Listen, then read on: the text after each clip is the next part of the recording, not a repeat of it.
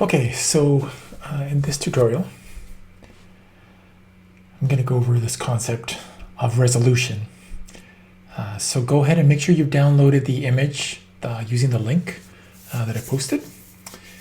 And you're looking at resolution. So resolution is really just the number of pixels that are inside a square inch of an image. That's all it is.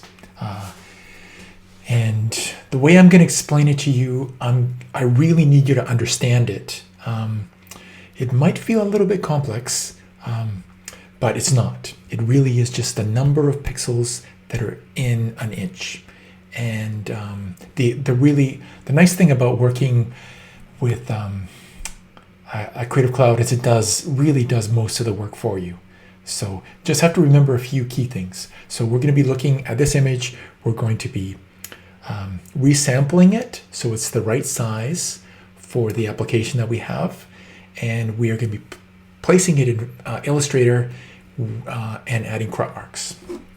So we're just going to resize the image. So, and here is where it's really important especially because you're placing this image in Illustrator, it's really important that you use this file structure because Illustrator is not good at finding files when you move them.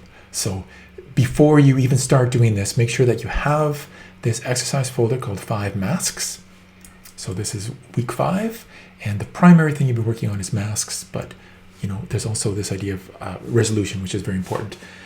And inside of there, make sure you have a folder called images. So this is the file that I just downloaded. I'm going to right click on here and go to open with Photoshop. So again, resolution is the number of pixels in an inch. So let's take a visual look at what that looks like. Go to Preferences, Grid, Guides, Grid, and Slices.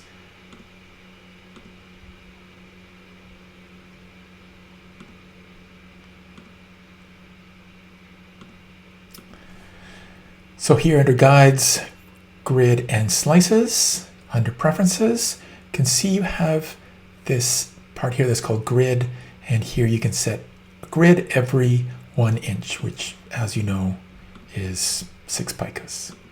So it divides nicely into there, 6 picas, and let's give it 6 subdivisions. So we're basically seeing, we have to give it a certain number of subdivisions, make it 6 because that's the number of picas.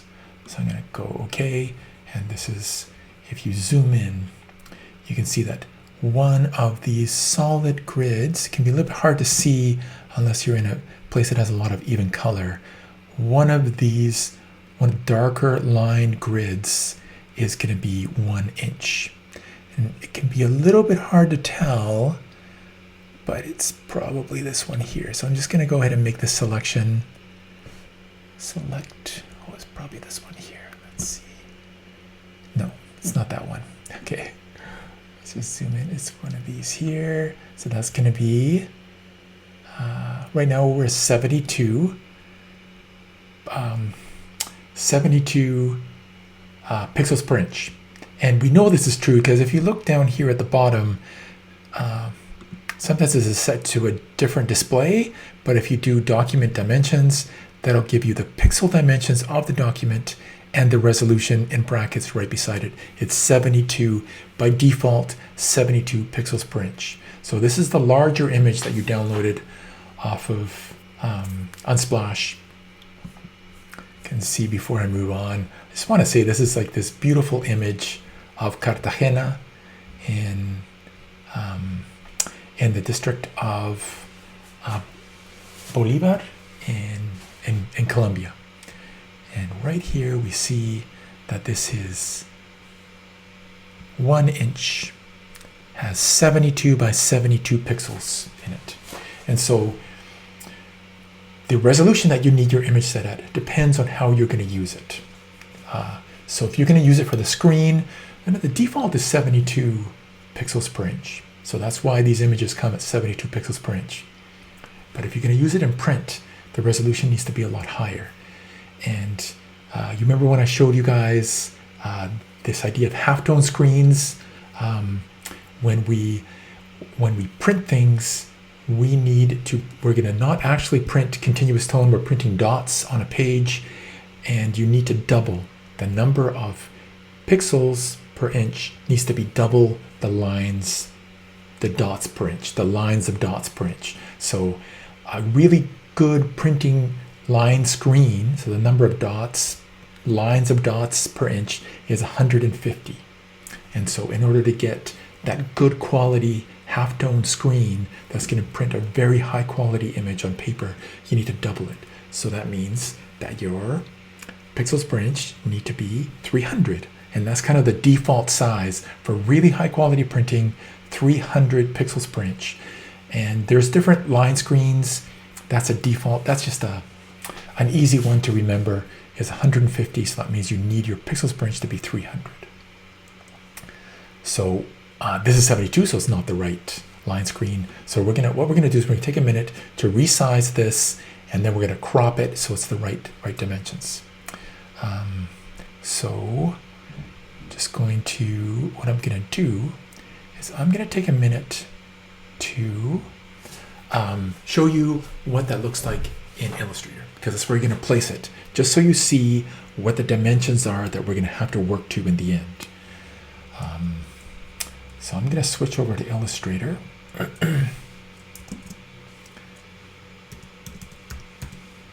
Illustrator.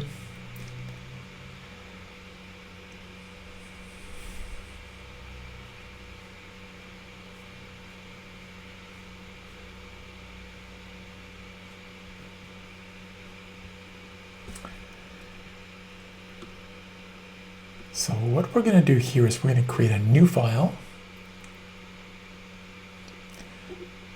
And we're going to make it letter size. So that's that default size of paper that we get here in Canada.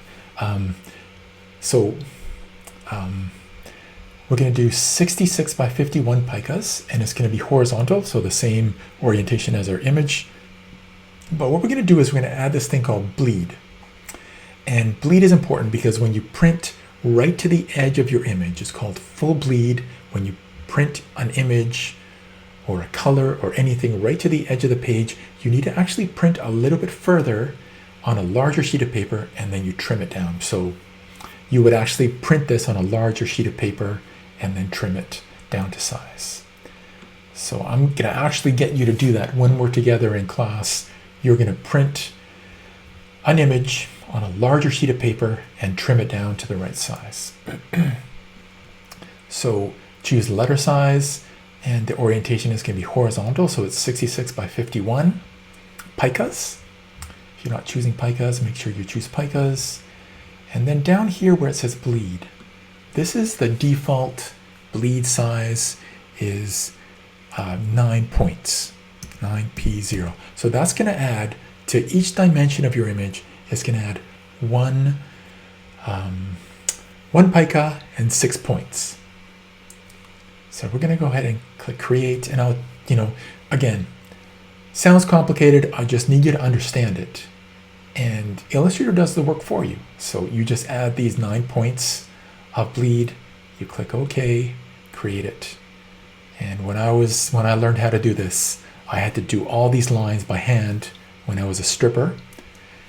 And that was very complicated. So here we have our artboard. So I'm going to switch here to my selection tool. And here you can see that the artboard here, if I click on edit artboard, you'll see the artboard is 66 by 51. And then there's this bleed around it, which is 9 points. So I'll switch back here, grab my rectangle tool, and I'm just going to draw a rectangle that is the size of the bleed. And there you can see that if I get rid of the stroke, just adding to the width, we have 67.5 picas by 52.5 picas. So that's half a pica is 6 points. So 67p6 by 52p6. So that's the notation for picas and points. And again, I'm going to keep plugging for picas because not only does it give you this really nice unit of measure that relates beautifully to typography, it avoids you having to use a lot of fractions, because a point is a really small unit of measure. You never really need to go smaller unless you're working with lines or type. And both those things are default ways of working in points, right? So your point size of your type might be 12 points, might be 11 and a half. But when it comes to page sizes and boxes and grids, the points are a really small unit of measure, and you rarely have to go with fractions. So you get to totally avoid fractions. So you get to work with these whole units. So 67 P6 and 52 P6, those are the dimensions of the image. So the image is going to print past the edge of the page, and then we're going to add crop marks for trimming. So I'm going to give this a color just so this is what we would do when we were strippers. We'd give it a color, and that would be the mask that we put it in. We're not going to use this mask because we're going to actually crop this image in Photoshop so it's exactly the right size for printing to a line screen. So I'm going to switch back to Photoshop, and now we know the size of the image and we know the resolution, so we're going to actually resample and resize this image so it's the right size. Before I do anything, I'm going to make sure that I have the information for the photographer. So I put this in a notepad. I'm going to double click on the background and paste that information in there so it's saved. So Leandro,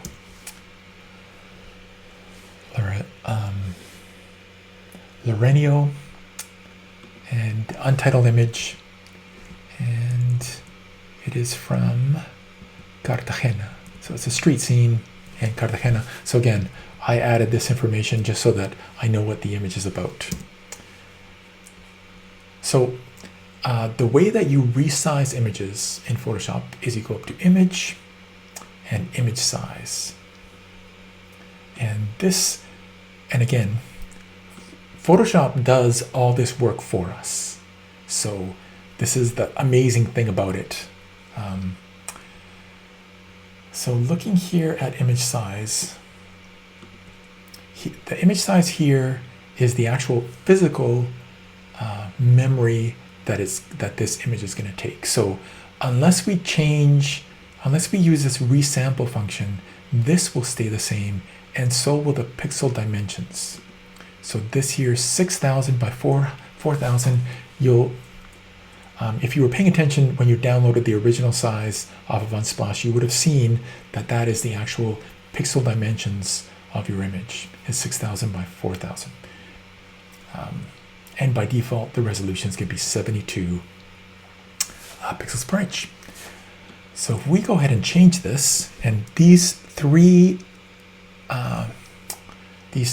dimensions are linked with this link icon, and you can't change it. Unlike a lot of the other boxes in Illustrator and Photoshop, you can't click on this and change it. They're linked together at this point. So right now it's set to 72 dpi, which is a good resolution for the screen. If we change this, then Photoshop resizes this here in order to change the resolution. So the resolution gets larger. That means that the image, the physical dimension of the image gets smaller. So the pixels become more dense. All it does is it takes a bunch of pixels and squeezes it down into a smaller area. So it's reducing the whole size of the image. So just take a look at that and see how it works. If we started with 72, you can see that the width was 500 pixels. When we change it to 300, now the width of the image is 120 picas, 120 picas. So at 72, we had 500 picas. At 300, now we have 120 picas. And that is the resolution that we need to print at 150 lines per inch. You can see this is pixels per inch. We're going to print at lines per inch. The next thing we're going to do, so this here, up till now, we haven't changed anything. We haven't lost any information. We haven't changed anything. It is still exactly the same file.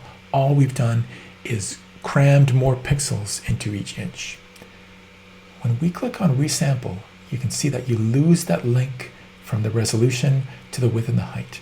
And now I can actually change these independently. You don't want to do that. Normally you don't want to do that because that changes the proportion of the image, but we want this to be 300, and then now we're going to resample it. So we're going to change this, and you'll see that when we change the physical size of the image, so not the pixel dimensions, the physical size of the image here, it's going to change this and change the image size. So it's going to change the pixel dimensions and the image size. So I'm going to go ahead and make this one of our dimensions. And what you want to do is you want to reduce it down so that neither the height nor the width are smaller than the size that you need. Kind of makes sense. And again, Photoshop is doing the work for us. We just have to pay a little bit of attention to what we're doing. One unfortunate thing here is that Photoshop doesn't allow for the P notation. We're gonna have to use half a pica. So we could use points, but that's way too small.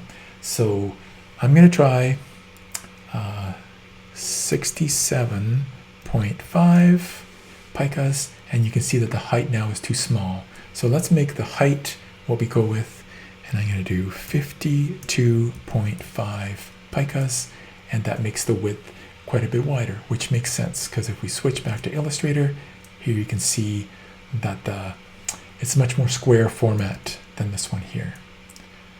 So I'm going to click on OK, and you can see here that's going to change the image size of our image, and it's going to change the pixel dimensions. So this is a destructive move. It's only the thing that you do if you know exactly how this is going to be printed, and make sure that you don't save over your original. So I'm going to click on OK here. And now if we look at, let's find here our grid. So it's divided into 6. Take our rectangle tool, and let's select one of these 1-inch pixel sizes here, or 1-inch grid. And here you can see that this is, so while I'm doing this, it's showing me right beside there what the resolution is. Here you can see it's 300 by 300 pixels. So again, all Photoshop did was it crammed more pixels into 1 inch until we resampled it. And at that point, it actually threw out a lot of information. So this is going to make the image the right size for printing, but no larger. And so it's still too wide. Still, our format's going to be quite a bit narrower. So what we're going to do here is we're going to go to this menu item right underneath image size, which is canvas size. And we're going to switch to picas. And here we're going to do 67.5 picas. And click OK. So this is, 66 picas plus 1.5 picas for bleed. I'm going to click on OK. And here's going to warn us that the canvas size is smaller, and it's going to crop some information. And again, this is destructive. I'm going to show you later in the course how to do this non-destructively, but at this point, let's just do it destructively. Click on OK, proceed, and we're going to do File, Save As, and going to choose, okay, we're not going to do that. We are going to do File, Save As.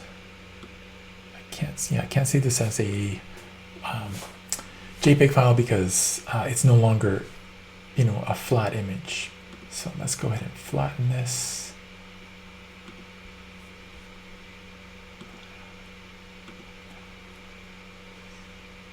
JPEG. So yeah, you'll have to flatten it first before you can save it as a JPEG. So File, Save As, and we don't want to save it as the same file name. We actually want to save it as our name here. And it didn't do much good to copy it into here because we'd end up saving that but we're going to save it here as the file name. So I'm going to paste in here the credit information for this file. And one thing that Photoshop does is it makes this file name a legal file name. So it takes out the colon out of it. I'm actually going to get rid of this whole thing just to simplify it. The HTTP, it doesn't work as a URL anymore anyways. And I'm going to get rid of this hyphen in the front and space. So this is our new file. It's saved under a slightly different name. And I'm actually going to go ahead and call this resized image. I'm going to rename that one as well. So I'm going to click save. And here we have this option for the file size to save it at. I think you'll usually find that you can actually go to high. So you can enter a number here if you want. This view doesn't give you a preview of what it looks like, but if you go down to high and then back up to maximum, it's not going to take it to 12. So you can see here if I go all the way to 12, it doesn't give me anywhere an image size. But let's go ahead and click on maximum, and the rest of that you can leave as a default. And oh yeah, there you go. So if you click on preview, it'll tell you what the final file size is going to be. So if I enter the quality to 12, you can see that that's 6 megabytes. And if I go ahead and make this 10,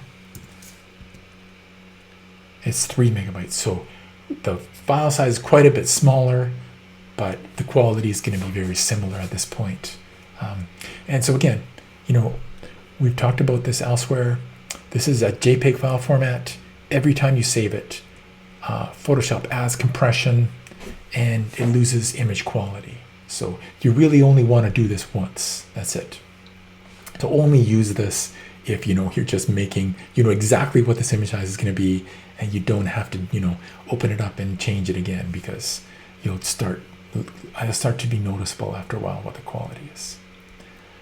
So go ahead and click OK. And I'm going to go in here to my file just to be really rigorous with the naming. And I'm going to just paste that in there. So I copied it, and I'm just going to get rid of this word here, resized. And now we have the original, which is only slightly larger than the one that we used in the end. So it was already had some compression. It probably wasn't set to maximum compression to start with. And here we have, so this is our final image here that we're going to place. So I'm going to switch over to Illustrator, and here we have our file. I'm just going to save it first. So file, save as. And again, here it's really important that you keep your folder structure very accurate. So I'm going to call this Andrew 22.1 winter. So this is called exercise 5 resolution GD157. I'm going to click save. And then right where this magenta box is, I'm going to delete it. We're going to place the image. So let's go ahead and do that. We're going to go File, Place. Go in here to my images and choose the one that says resized. And down here at the bottom, pay attention to this here, because it's really important that you link this image. And again, Illustrator's not good at finding broken links, so you don't want to be moving files after you do this, the location of them. But you want to choose link. That won't actually embed the file, the image inside of Illustrator. It will only put a preview in there and a link to it. And that keeps the file size smaller and allows you to update this image separately. And then it gets automatically updated inside of Illustrator. So I'm going to go ahead and place this. And you can see that my cursor is this, cursor has like the 3 little documents beside it. It says 1 of 1. You can actually place multiple images this way. We're just going to place one right now. I'm going to go ahead and click there, place it. I'm going to check my, to make sure it's placed accurately. So here it's right, you know, negative 0p9, which is the 9-point bleed. And that's looking good. So it, you know, you can see that it fit exactly. So good job. You know, you made it fit exactly the size that you want it. I'm going to go ahead and save this. And then we're going to add the credit information on top. So go to my layers here. We're going to be digging more into the layers idea in Photoshop, and then you'll see what some of the different sources are. But there, again, there's a lot of similarities too.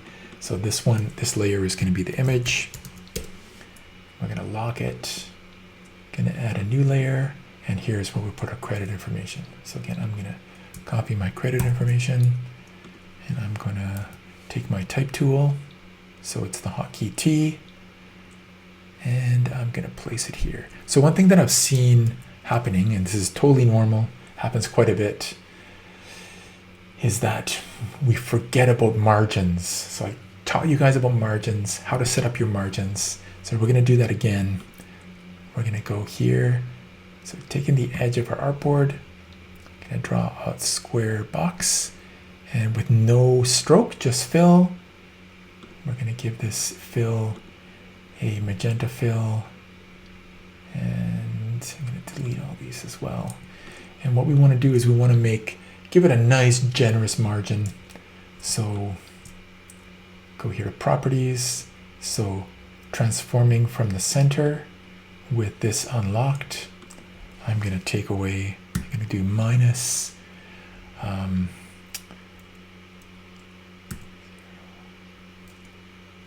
minus 6p. So that's decent margin, minus 6p. And you know what? Framing things in your image is very important for a lot of different reasons. One thing, this used to be called, in some applications, this was a title safe area. So if you were doing things for the screen, you had to place it in a place that was safe, because some screens will crop it.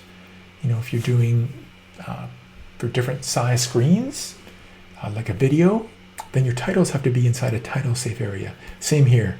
You don't want your type to creep towards the edge of your image, because it looks like a mistake. It doesn't look intentional. It's not nicely framed. So it's good to be really careful with where you place things on the page, that you frame them carefully. I'm going to right click on here and make it guides. You guys remember that. And I'm going to deselect it by clicking on the blank area of the pasteboard, and I'm going to lock my guides.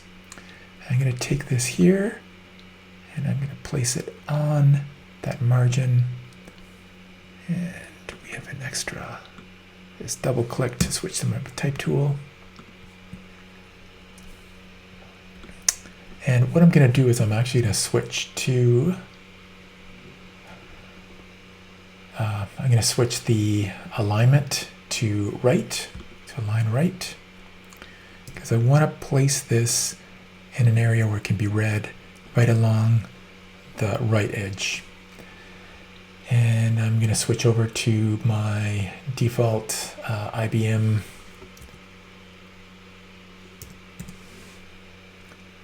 Plex Sans, and I'm going to go way down in size. So I'm going to go down to 9 point, just so it fits nicely. And I'm going to switch here to a white fill.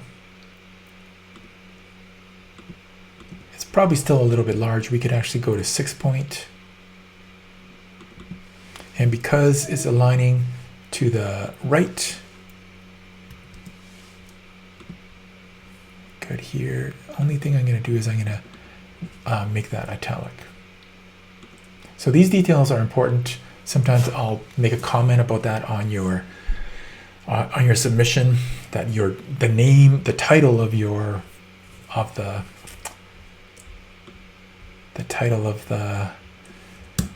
the title of the piece should be untitled, so should be in italic. So that's, that's a convention, and it's good to really pay attention to these, because the little details are what bring your images to life. They make them make sense. So here we have our final Illustrator file. I'm going to just save it. I already did. So I'm going to do save as a copy. And what we're going to do is we're going to save it as a PDF. And I'm just going to go here to the name field, and I'm going to delete the word copy, and I'm going to click on save. So saving it as an Adobe PDF. And again, every time you submit from Illustrator, you should be saving as a copy, as a PDF, unless I tell you differently. And so the file name should be okay. I'm going to go ahead and click OK. And here what we're going to do is we are going to deselect preserve Illustrator editing capabilities. That'll make the file size smaller. And we're going to go to compression. And you're not actually going to compress it, but just to be careful with our habits, we're going to go, if it is, we're going to reduce it to 300 pixels per inch if it's above 300 pixels per inch. So that's exactly the size of ours. And we're going to make this JPEG, and we are going to make it maximum. And don't have to worry about the grayscale or the monochrome bitmap images, because we don't have those in this file. But usually you would make sure all of those are the same, or also have compression set to them. So average downsampling to 300.